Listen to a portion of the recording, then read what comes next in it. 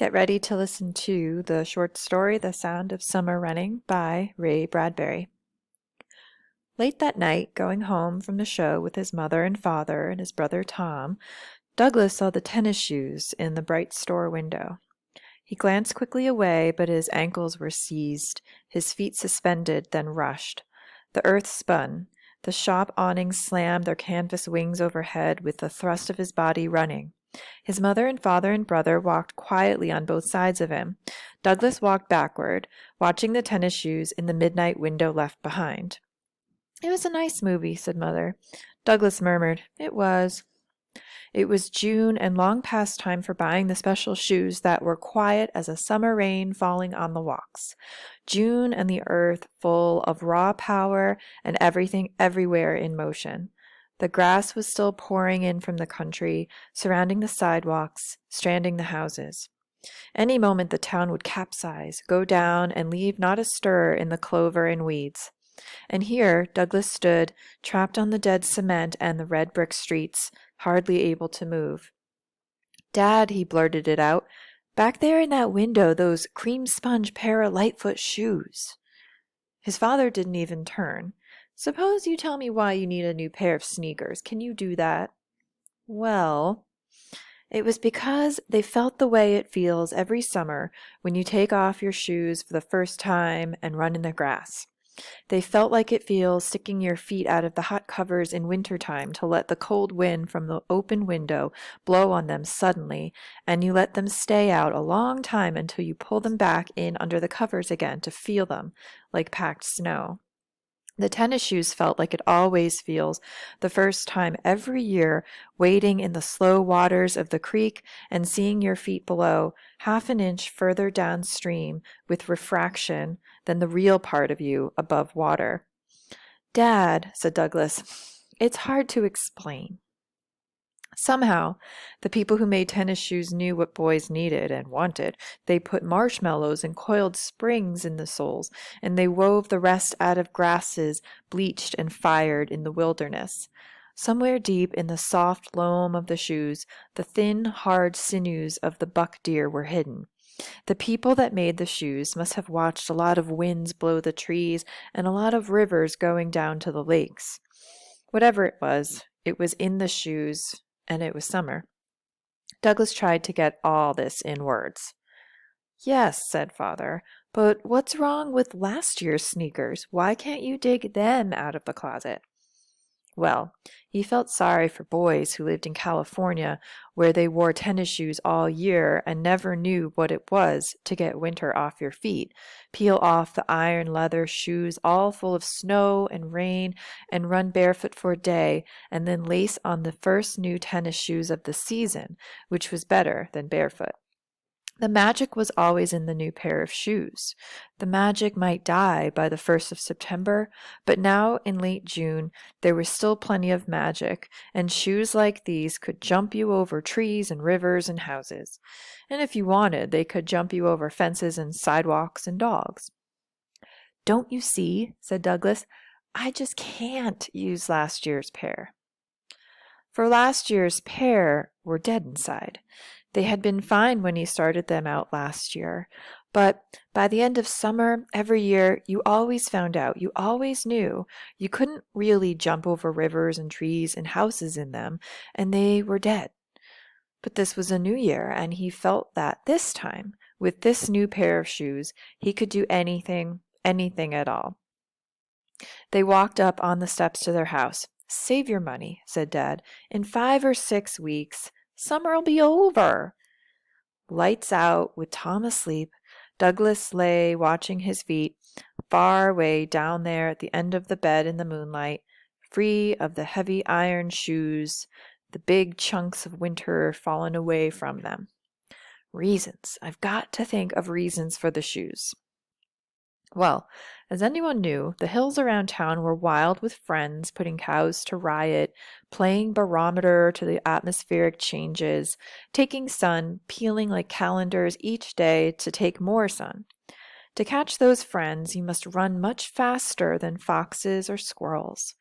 As for the town, it streamed with enemies grown irritable with heat, so remembering every winter argument and insult. Find friends, ditch enemies. That was the Cream Sponge Para Lightfoot motto.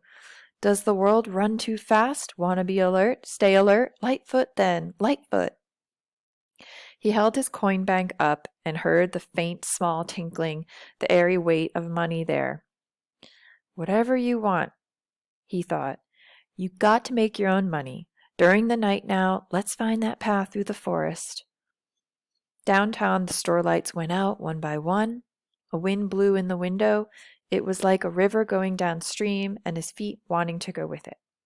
In his dreams, he heard a rabbit running, running, running in the deep, warm grass. Old Mr. Sanderson moved through his shoe store as the proprietor of a pet shop must move through his shop, where are kenneled animals from everywhere in the world, touching each one briefly along the way. Mr. Sanderson brushed his hands over the shoes in the window, and some of they were like cats to him, and some were like dogs. He touched each pair with concern, adjusting laces, fixing tongues. Then he stood in the exact center of the carpet and looked around, nodding. There was a sound of growing thunder. One moment, the door to Sanderson's shoe emporium was empty. The next, Douglas Spaulding stood clumsily there, staring down at his leather shoes as if these heavy things could not be pulled up out of the cement. The thunder had stopped when his shoes stopped. Now, with painful slowness, daring to look only at the money in his cupped hand, Douglas moved out of the bright sunlight of Saturday noon. He made careful stacks of nickels, dimes, and quarters on the counter, like someone playing chess, and worried if the next move carried him out into sun or deep into shadow. "Don't say a word," said Mr. Sanderson. Douglas froze. "First, I know just what you want to buy," said Mr. Sanderson. "Second, I see you every afternoon at my window." "You don't think I see?" "You're wrong." "Third, to give it its full name, you want the Royal Crown Cream Sponge Para Lightfoot tennis shoes, like menthol on your feet. Fourth, you want credit." "No," cried Douglas, breathing hard as if he'd run all night in his dreams. "I got something better than credit to offer," he gasped. "Before I tell Mr. Sanderson, you gotta do me one small favor. Can you remember when was the last time you yourself wore a pair of Lightfoot sneakers, sir?" Mr. Sanderson's face darkened. "Oh, 10, 20, say 30 years ago. Why?" "Mr. Sanderson, don't you think you owe it to your customers, sir, to at least try the tennis shoes you sell for just 1 minute so you know how they feel? People forget if they don't keep testing things. United Cigar Store man smokes cigars, don't he? Candy Store man samples his own stuff? I should think so." "You may have noticed," said the old man, "I'm wearing shoes." "But not sneakers, sir. How are you going to sell sneakers unless you can rave about them? And how are you going to rave about them unless you know them?" Mr. Sanderson backed off a little distance from the boy's fever, one hand to his chin. "Well, Mr. Sanderson," said Douglas, "you sell me something, and I'll sell you something just as valuable." "Is it absolutely necessary to the sale that I put on a pair of the sneakers, boy?" said the old man. "I sure wish you could, sir." The old man sighed. A minute later, seated panting quietly, he laced the tennis shoes to his long, narrow feet. They looked detached and alien down there, next to the dark cuffs of his business suit. Mr. Sanderson stood up. "How do they feel?" asked the boy. "How do they feel?" he asked. "They feel fine." He started to sit down. "Please," Douglas held out his hand. "Mr. Sanderson, now, could you kind of rock back and forth a little, sponge around, bounce kind of, while I tell you the rest? It's this. I give you my money, you give me the shoes, I owe you $1. But, Mr. Sanderson, soon as I get those shoes on, you know what happens?" "What?" "Bang! I deliver your packages, pick up packages, bring you coffee, burn your trash, run to the post office, telegraph office, library. You'll see 12 of me, in and out every minute. Feel those shoes, Mr. Sanderson. Feel how fast they take me. All those springs inside. Feel all the running inside. Feel how they kind of grab hold and can't let you alone and don't like you just standing there? Feel how quick I'd be doing the things you'd rather not bother with? You stay in the nice, cool store while I'm jumping all around town. But it's not really me, it's the shoes. They're going like mad down alleys, cutting corners and back. There they go. Mr. Sanderson stood amazed with the rush of words. When the words got going, the flow carried him. He began to sink deep in the shoes, to flex his toes, limber his arches, test his ankles. He rocked softly, secretly, back and forth in a small breeze from the open door. The tennis shoes silently hushed themselves deep in the carpet, sank as in a jungle grass, in loam and resilient clay. He gave one solemn bounce of his heels in the yeasty dough, in the yielding and welcoming earth. Emotions hurried over his face as if many colored lights had been switched on and off. His mouth hung slightly open. Slowly he gentled and rocked himself to a halt, and the boy's face faded, and they stood there, looking at each other in a tremendous and natural silence. A few people drifted by on the sidewalk outside in the hot sun. Still the man and boy stood there, the boy glowing, the man with revelation in his face. "Boy," said the old man at last, "in 5 years, how would you like a job selling shoes in this emporium?" "Gosh, thanks, Mr. Sanderson, but I don't know what I'm going to be yet." "Anything you want to be, son," said the old man, "you'll be. No one will ever stop you." The old man walked lightly across the store to the wall of 10,000 boxes, came back with some shoes for the boy, and wrote up a list on some paper while the boy was lacing the shoes on his feet and then standing there, waiting. The old man held out his list. A dozen things a dozen things you got to do for me this afternoon. Finish them, or even Steven, and you're fired." "Thanks, Mr. Sanderson." Douglas bounded away. "Stop!" cried the old man. Douglas pulled up and turned. Mr. Sanderson leaned forward. "How do they feel?" The boy looked down at his feet, deep in the rivers, in the fields of wheat, in the wind that already was rushing him out of the town. He looked up at the old man, his eyes burning, his mouth moving, but no sound came out. "Antelopes?" said the old man, looking from the boy's face to his shoes. "Gazelles?" The boy thought about it, hesitated, and nodded a quick nod.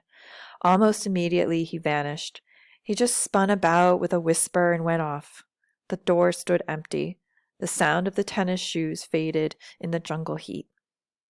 Mr. Sanderson stood in the sun-blazed door listening. From a long time ago, when he dreamed as a boy, he remembered the sound.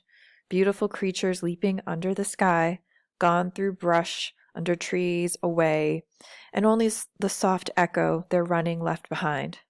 "Antelopes," said Mr. Sanderson. "Gazelles."